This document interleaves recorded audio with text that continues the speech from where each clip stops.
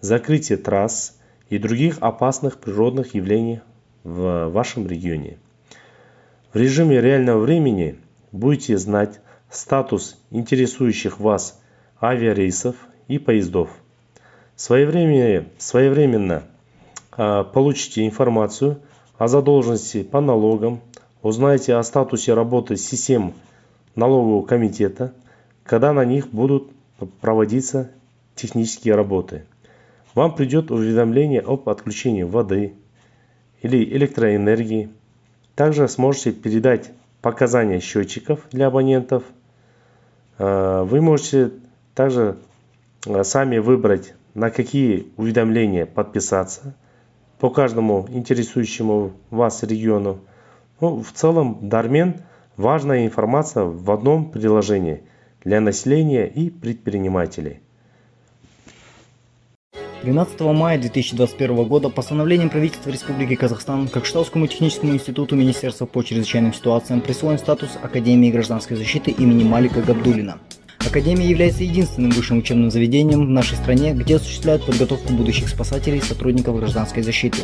История вуза начинается с 1973 года, когда в Кокштау из города Алма-Ата был передислоцирован учебный отряд военизированной пожарной охраны Управления МВД Казахской ССР.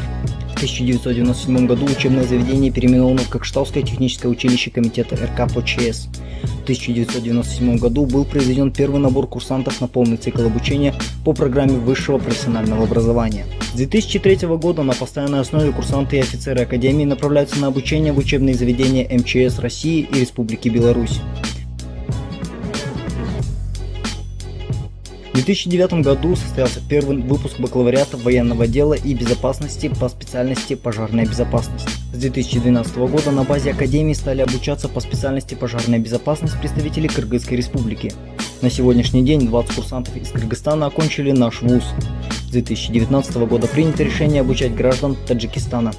С 1997 года в Академии подготовлено около 5000 специалистов высшей квалификации, в том числе 132 выпускника получили дипломы с отличием.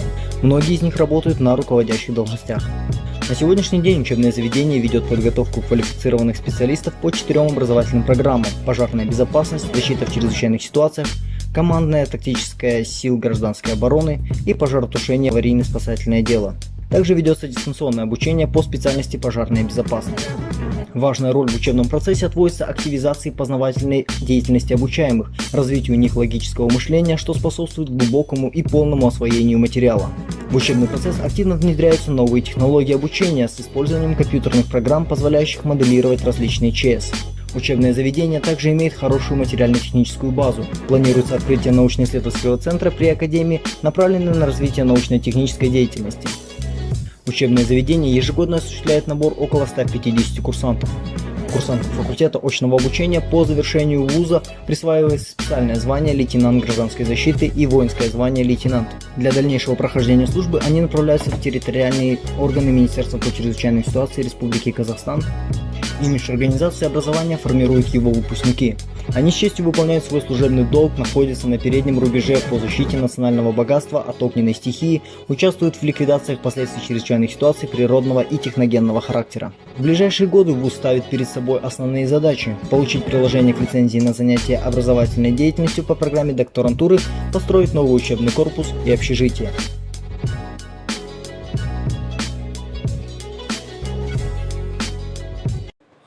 Құрметті оқушылар, келесі интерактивті сабақтың тақырыбы ол жер сілкінісі және өрт кезіндегі іс-қимылдарға үйрететін 4D плакаттарын пайдалану. Демек, не істейміз? Ең бірінші тегін қосымшаны жүктеп алу керекпіз. Ол Google Play және App Store арқылы. Мына өздеріңіз көріп тұрғандай, сол қосымшаны азбука безопасности 4D деген қосымшаны жазып алу керекпіз. Одан кейін қосымшаны іске қосып тілді таңдаңыз.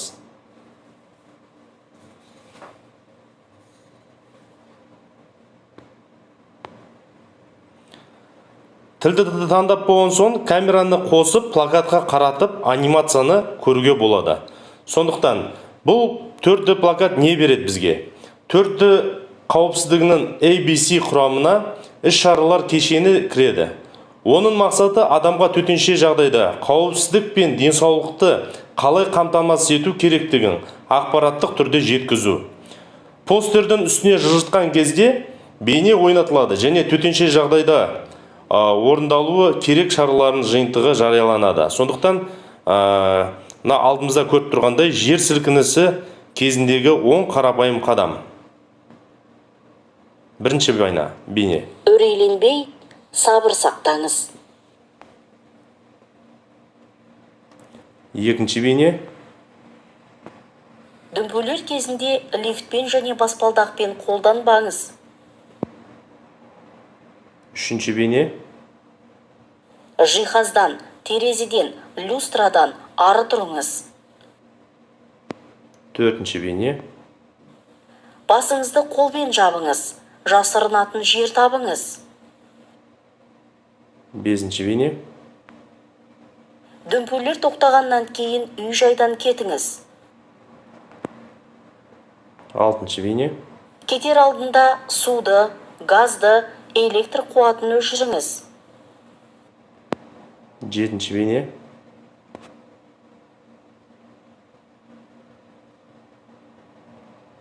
Төтенше жағдайларға арналған шабаданды алыңыз.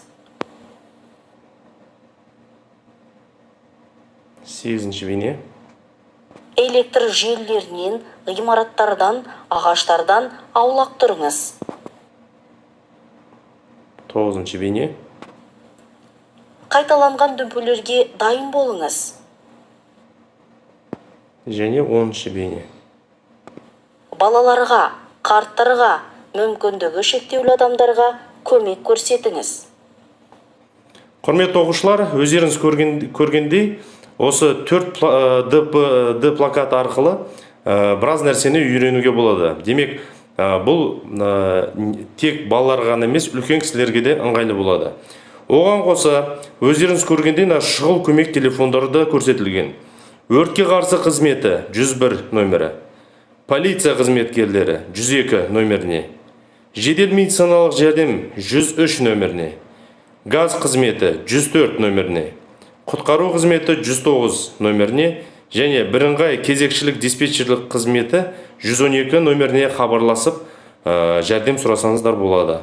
Оған тағы бөлек қосымша кеңес алам дегендерге келесі нөмір 1308 және 8-727 338-33-88 нөміріне Open Алматы деген нөмірге кеңес алсаңыздар болады.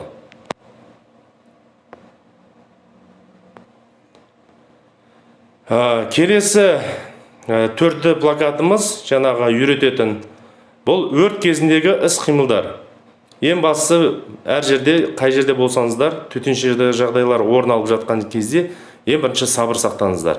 Және айтылғандай шұғыл көмек телефондары, айтылғандай өртке қарсы қызметі 101, полиция 102, жедел медициналық жәрдем 103, газ қызметі 104, құтқару қызметі 109 және бірыңғай кезекшілік диспетчерлік қызметі 112 нөміріне хабарлассаңыздар болады. Бұл жерден де бізде 5 қадам көрсетілген. Бірінші бейне.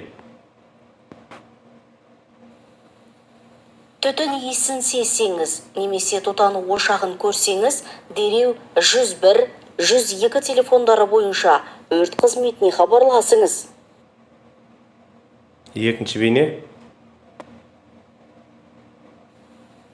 Үрейге бой алдырмаңыз. Негізгі және қосалқы эвакуациялау жолдарын пайдалана отырып, эвакуациялық нұсқаулар бойынша өрттен жылдам кетіңіз.